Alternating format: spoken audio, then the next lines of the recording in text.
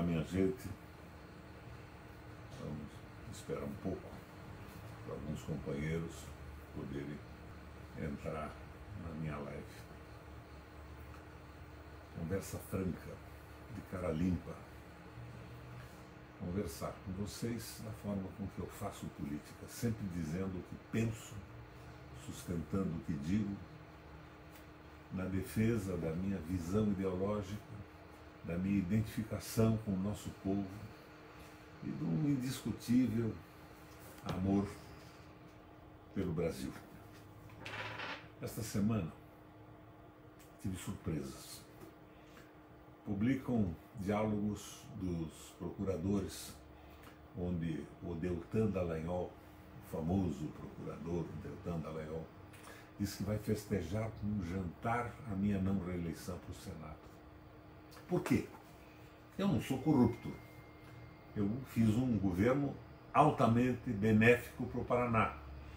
Na crise de 2008-2009, geramos 800 mil empregos. No meu primeiro mandato de senador, o meu gabinete era um bunker de luta, de proteção pelas prerrogativas do Ministério Público. Me arrependo disso.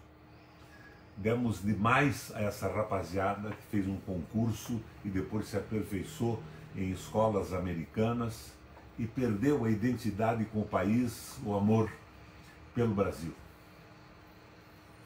Eu protegi o Ministério Público no meu primeiro mandato, lutei pelas prerrogativas, mas mais tarde fui eu que redigi a lei de abuso do poder por parte de agentes públicos.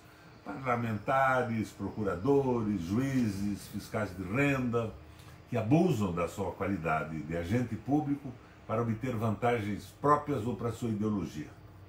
De certa forma, isso acabou me transformando no objeto de ódio desses moleques mal preparados que entram no Ministério Público com concursos não se sabe como. Para vocês terem ideia da barbaridade que o Deltan queria festejar com um jantar, um dos procuradores federais de Curitiba insinua em entrevistas à rádio, à imprensa, que no meu governo tinha continuado a infâmia, o roubo e a associação com o transporte das concessionárias de pedágio. Mentira, eu fiz 40 ações contra as concessionárias de pedágio, em todas elas o Ministério Público Federal e o Estadual se manifestaram a favor das concessionárias e não deram respaldo à minha luta pelo interesse público. Mas eu fiz uma denúncia ao Conselho Nacional do Ministério Público, que esse rapaz do Ministério Público, do Deltan, da turma do Deltan, tinha insinuado que a corrupção passava também pelo meu governo. Minha gente, o que fez o Conselho Nacional do Ministério Público? Arquivou. Eles não são sérios e fui eu que dei a partida no Senado Federal para criar esses Conselhos Nacionais de Justiça e do Ministério Público. Me baseei na experiência argentina, portuguesa e italiana e fiz a proposta do Conselho Nacional de Justiça. Depois, atrás disso tudo, veio o Conselho Nacional do Ministério Público. Mas são corporativos e arquivaram a denúncia que eu fiz ao tal do Castor, que plantava fake news sobre o meu governo, e depois eles festejaram com um jantar a minha não reeleição. Que vergonha, minha gente. Que coisa triste que é o Ministério Público do Paraná. Nunca se preocuparam com a corrupção. Porque eu cometi acertos no meu governo, devo ter cometido alguns erros também, como qualquer pessoa é passível de cometer. Mas eles tentaram insinuar corrupção. E eu combati a corrupção com firmeza, com dureza, como ninguém no Brasil combatia. Então eles queriam, na verdade, entregar o petróleo, acabar com a aposentadoria dos trabalhadores, eliminar os direitos sociais e proteger o entreguismo. Eles não são brasileiros, minha gente. Eles são infiltrados nas instituições e dá-lhe de curso em Harvard, isso e aquilo. Eles são infiltrados, são bandidos. Fica aqui a minha indignação. Mas não conseguiram me tirar a palavra. Hoje, no entanto, eu quero expor a vocês umas ideias e um trabalho que me chega às mãos elaborado pela Ana Paula, que que trabalhou comigo no Senado e que me trouxe às mãos hoje de manhã o Gedel, que deve ter participado também dessa elaboração. Então, crédito para eles. É uma análise do que está fazendo o governo do Paraná hoje em relação à pandemia e o que poderia ser feito. Mas não é só conversa mole, não. O que poderia ser feito, nós fizemos lá atrás, quando estávamos no governo do Paraná. Então, vamos lá ao que me sugerem a Ana Paula e o Gediel. O Paraná deixou o sistema de saúde entrar em colapso, o Paraná de hoje, para adotar medidas mais rígidas de controle da pandemia. Primeiro o colapso, agora veio a história das medidas mais rígidas. Esta situação, que leva ao desemprego, à queda dos índices econômicos e a centenas de mortes, poderia ter sido evitada. O nosso estado do Paraná possui estrutura e técnicos competentes que fizeram projeções e alertaram o governo do que estava por vir. Não foi por ignorância que o governo se omitiu disso. Ele tinha as informações porque o Paraná tem técnicos nos seus quadros que alertaram o governo.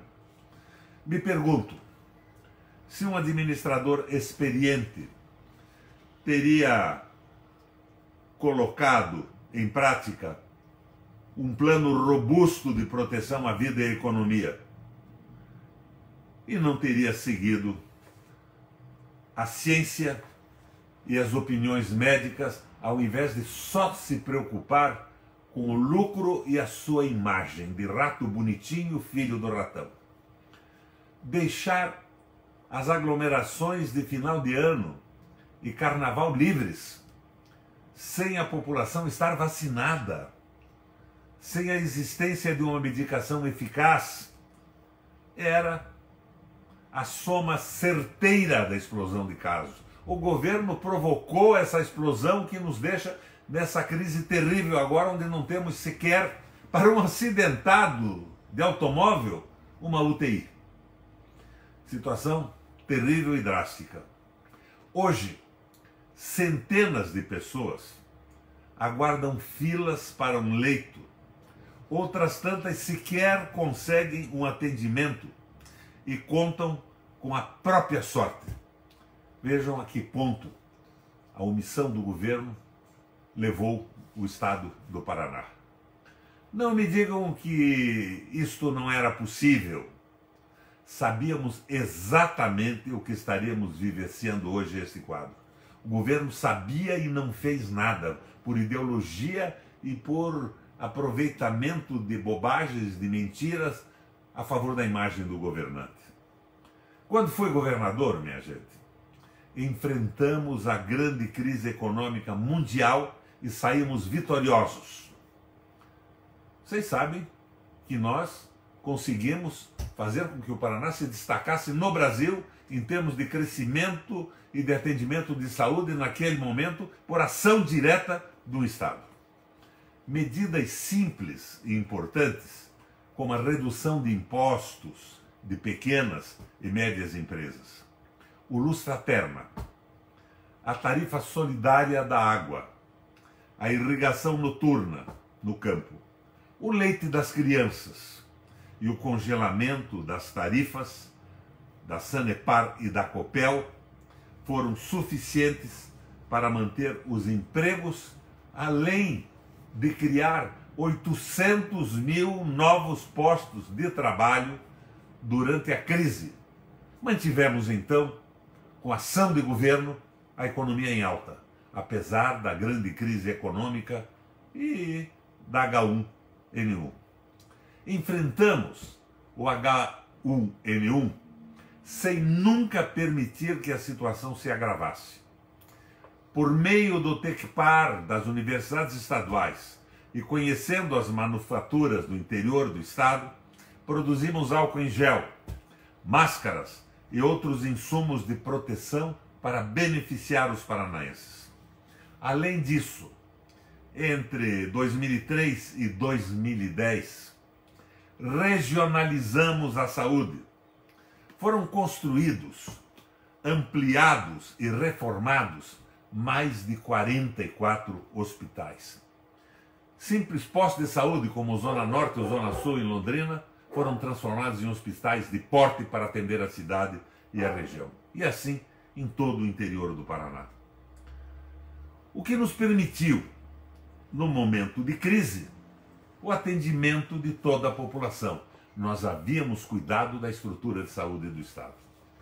Desta forma, foi possível, com a população saudável e a economia funcionando, investir em pesquisas científicas, valorizando a agricultura, os professores, os estudantes, bem como os profissionais da saúde e da segurança pública. O Estado, na nossa mão, cuidou da nossa gente. Funcionários públicos ou não, a população era o objetivo principal de nossos cuidados. O mesmo Paraná, que outrora protegeu a economia e a saúde, hoje, me perdoe a franqueza, parece estar sem rumo. Nós estamos numa situação realmente muito difícil. Nosso Estado poderia ter sido exemplo para o Brasil, agora, mas preferiu ser refém do péssimo Plano Nacional de Imunização. Por que eu digo isso? Bastava, com coragem e austeridade, ter mantido a fabricação da vacina russa em nosso território. Isso permitiria a vacinação rápida de todos e até mesmo auxílio aos outros estados da federação na falta de ação do governo federal e na falta de vacina que nós estaríamos produzindo. Agora, pela falta de austeridade, bem como pela aparente falta de experiência do governador, o Paraná e o Brasil contam seus mortos sem saber como e quando venceremos essa catástrofe humanitária.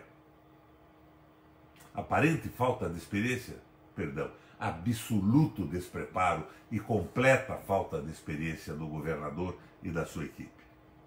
Recuperar a economia e salvaguardar a vida, estes devem ser os compromissos de um governo sério e o compromisso de qualquer governo com o seu povo. Então, qual é a conclusão disso tudo? Em tempos de crise, a certeza é que administradores experientes fazem falta. O governo não é composto por estagiários, não é composto por meninos ambiciosos. A experiência é fundamental.